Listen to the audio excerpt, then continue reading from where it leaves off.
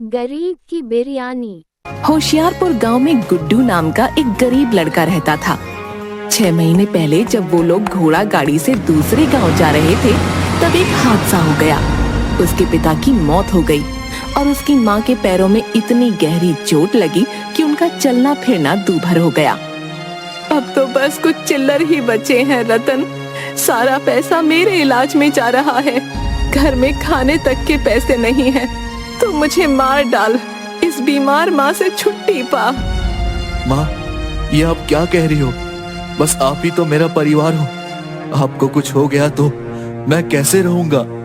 बेटा, फिर हम गुजारा कैसे करेंगे? मैं भी अपाहिज बनकर तुझ पर बोझ बन गई हूँ। माँ, ऐसा कुछ ना कहो।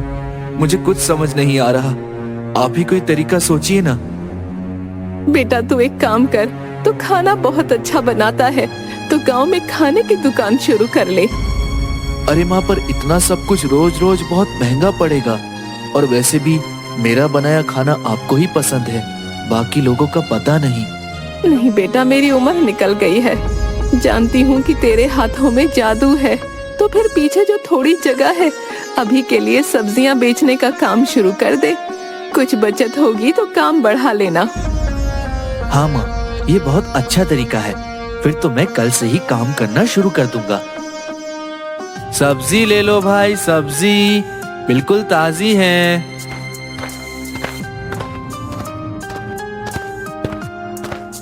हाँ बेटा गुड्डू, आज तो मुझे 1 किलो सीताफल कर दो। बहुत मन है, आज तो सांभर बनाऊंगी। हाँ। अरे वाह अम्मा जी, फिर तो जरूर आऊंगा आपके पास सांभर खाने। ये लीजिए आपका सीताफल। ला बेटा। धन्यवाद। सब्जी बेचकर गुड्डू के पास जो भी पैसे आते, उन पैसों से गुड्डू के घर का खर्च निकल जाता। एक दिन सुबह सुबह गुड्डू सब्जी बेचने निकल ही रहा था।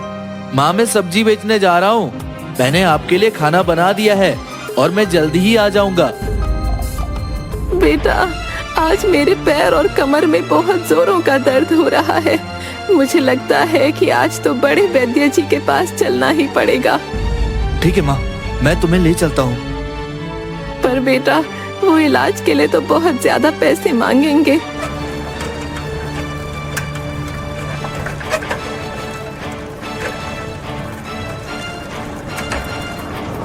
गुड्डू बिमला को बड़े वैद्य के पास ले जाता है और वो इलाज शुरू करने के लिए 2500 रुपए मांगते हैं। ठीक है वैद्य जी, मैं पैसों का इंतजाम कर लूंगा, पर आप मेरी माँ का इलाज जल्द से जल्द शुरू कर दीजिएगा।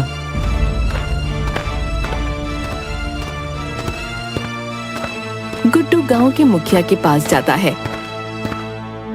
मुखिया जी, मेरी माँ के इलाज के लिए कुछ पैसों की जरूरत थी।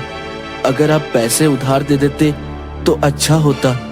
पुराने कर्ज तो तुमने चुकाए नहीं, अब और पैसे मांगने आ गए। मैं कोई पैसे नहीं दूंगा, और तुमने 1 महीने में पुराने कर्ज नहीं चुकाए तो तुम्हें अपना घर देना होगा।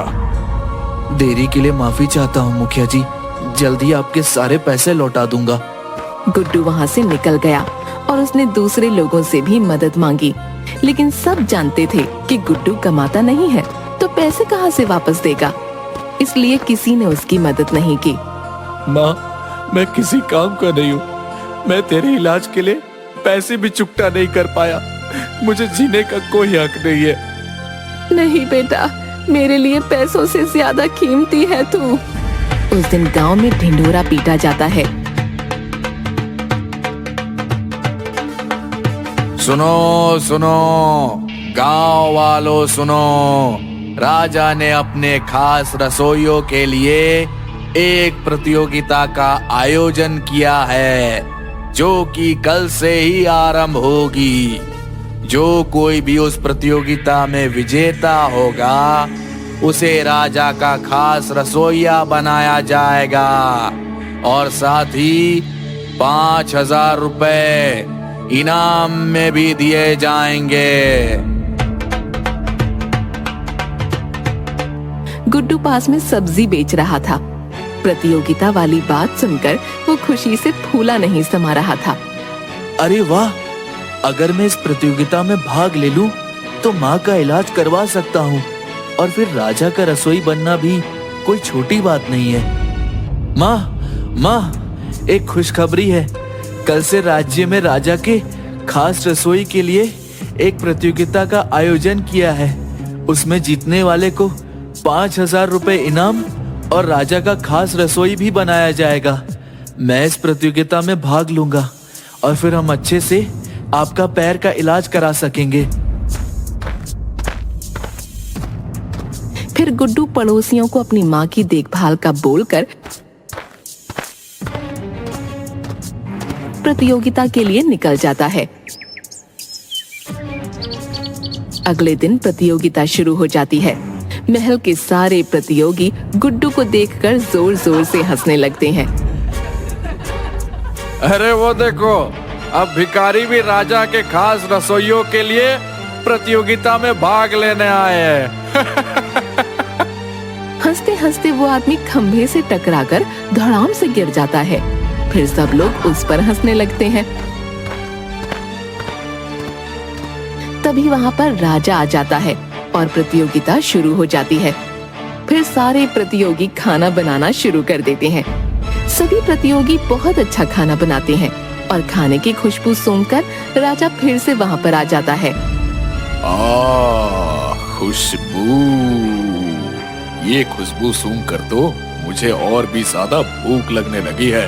अगर आप सबका खाना बन गया तो जल्दी जल्दी मेरे सामने पेश करो।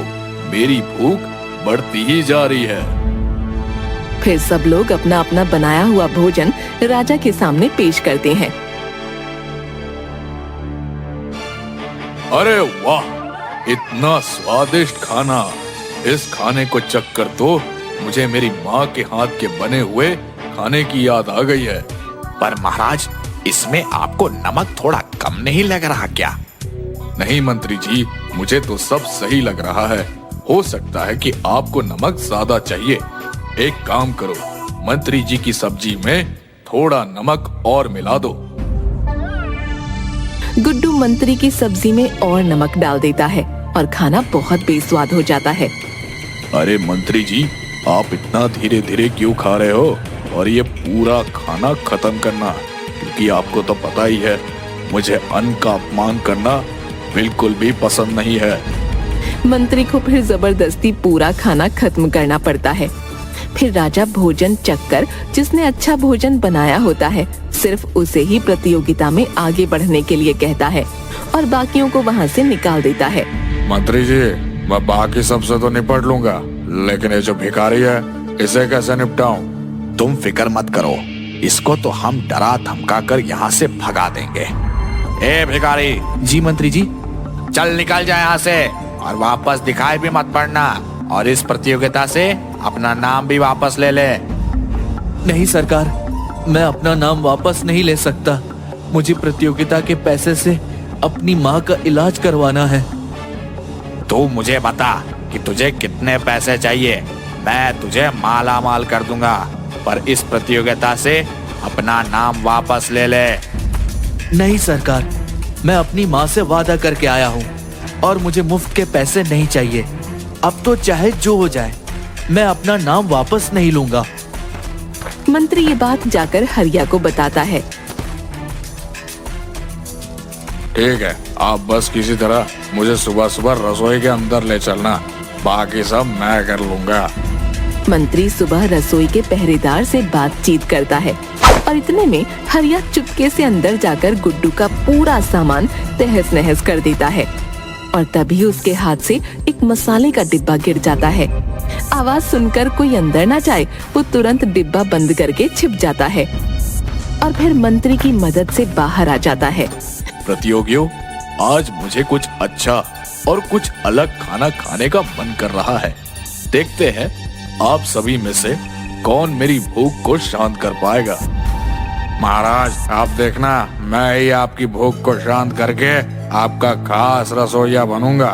वो तो खाना चखने के बाद ही पता लगेगा। अरे, मेरी सारी सब्जियां और मेरा सारा मसाला कहाँ गया? अब मैं क्या करूंगा? अब मैं खाना कैसे बनाऊंगा?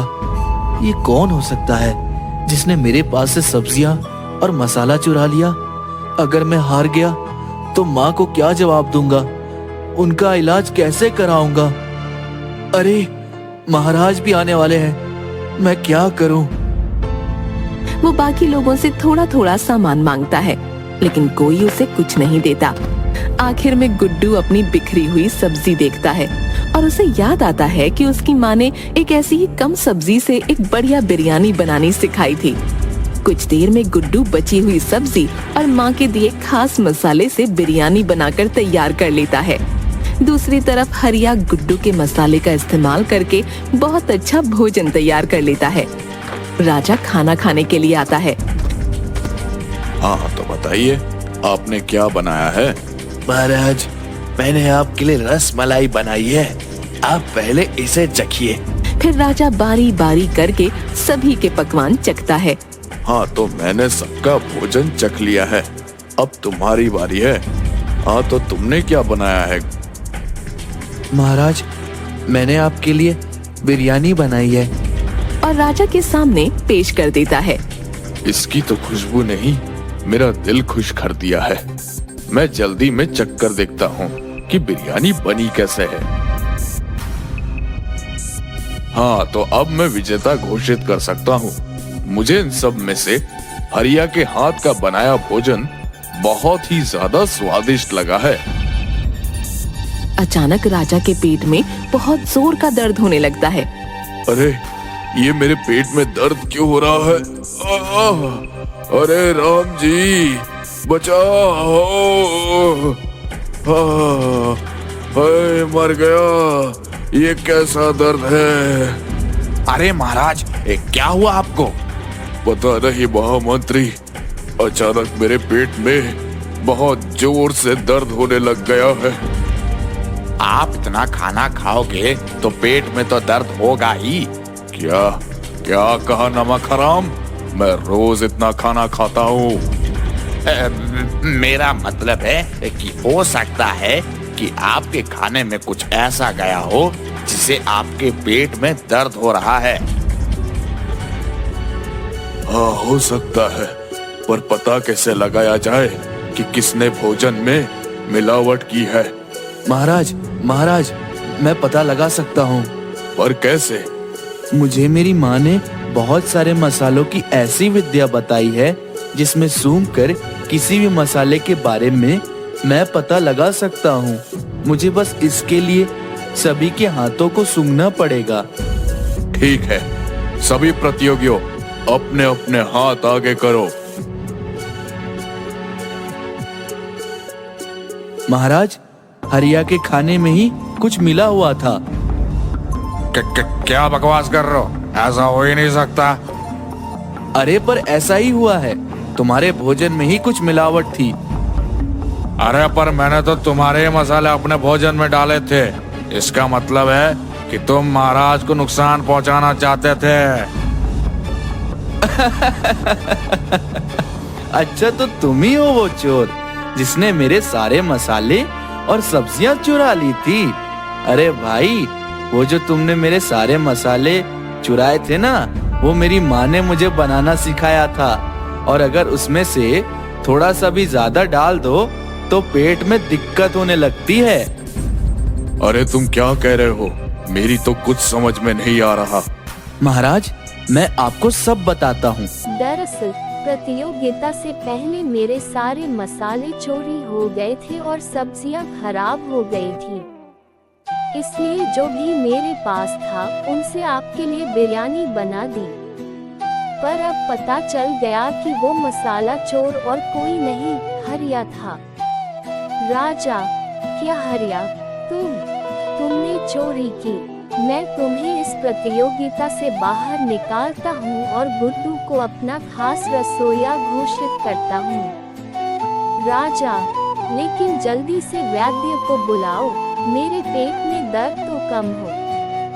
जल्दी से राजवैद्य को बुलाया जाता है और राजा का इलाज करवाया जाता है। फिर गुड्डू राजा का खास रसोइया बन जाता है और इनाम के पैसों से अपनी मां का इलाज करवाता है। दोस्तों, ये हिंदी स्टोरी आपको कैसी लगी? नीचे कमेंट में हमें जरूर बताइएगा। कहानी को पूरा पढ़ने के लिए शुक्रिया।